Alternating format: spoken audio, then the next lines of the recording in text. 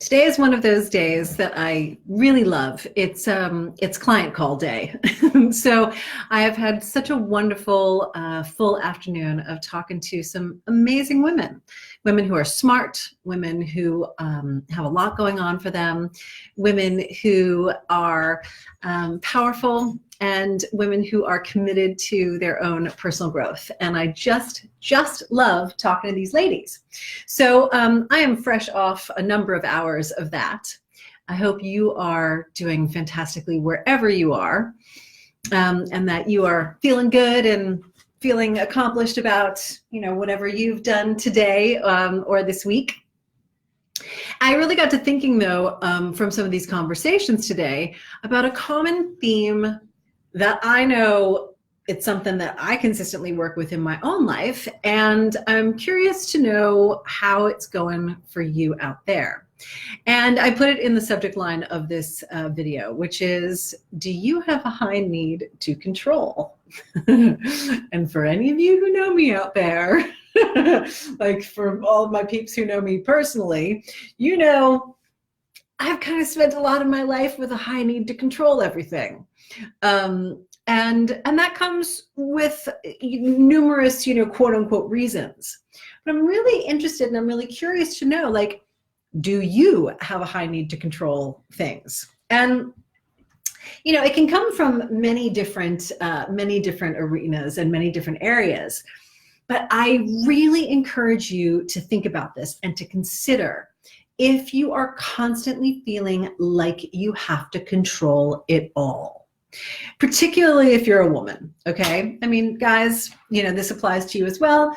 But for the women who are tuning in, and for those of you that are interested in owning your mojo and interested in really having deep capacity with your feminine and your masculine energy, I highly encourage you to listen up and to check in with yourself, right? Because when you find yourself needing to control situations, again, there's lots of different reasons. But one of them, like if you're like me and had what I affectionately call a functionally dysfunctional childhood, and things would be out of control, right? There was a lot of chaos, and I moved a ton when I was a kid.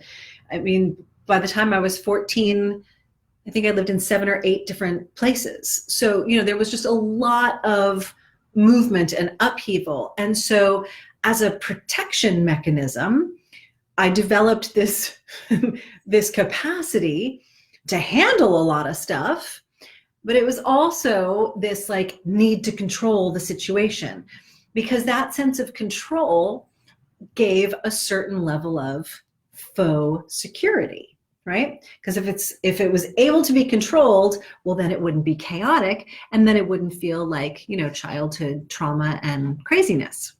So maybe that's one of the things that you've got going on. I'm really curious though, like, let me know, right? Is this ringing a bell for any of you?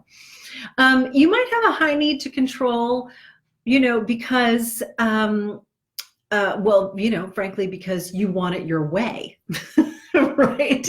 And it's like your way or the highway. And while I am a proponent of creating your life in the way that you desire and to really be committed to your desires, there's a level of creating your life, and then there's the level of controlling everything around you so nothing possibly gets upset. Nothing gets, moved, like the apple cart doesn't fall over. But what's really interesting when you really look at it, if you are a control freak, it leaves little room for miracles or magic.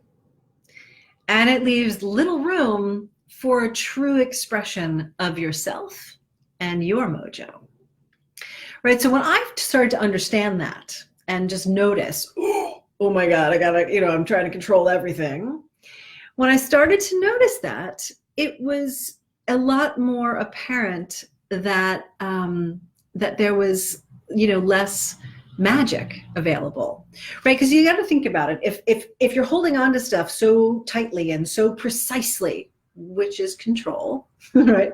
Then there's no room. There's no spaciousness, and without that spaciousness, nothing really new, nothing spontaneous can enter the situation, right?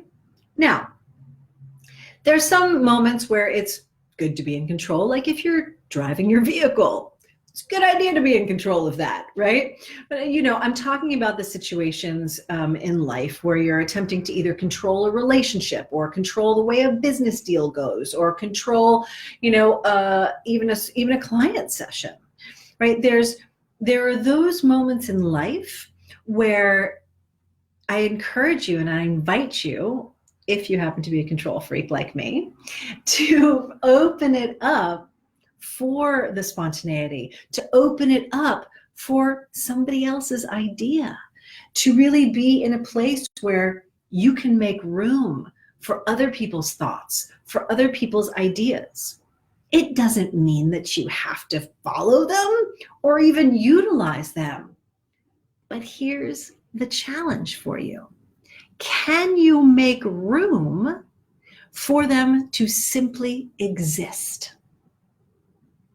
Can you make room for somebody else's ideas, for somebody else's thoughts, for somebody else's way of being to exist around you, right? Without having to control it. Try it on and let me know what happens.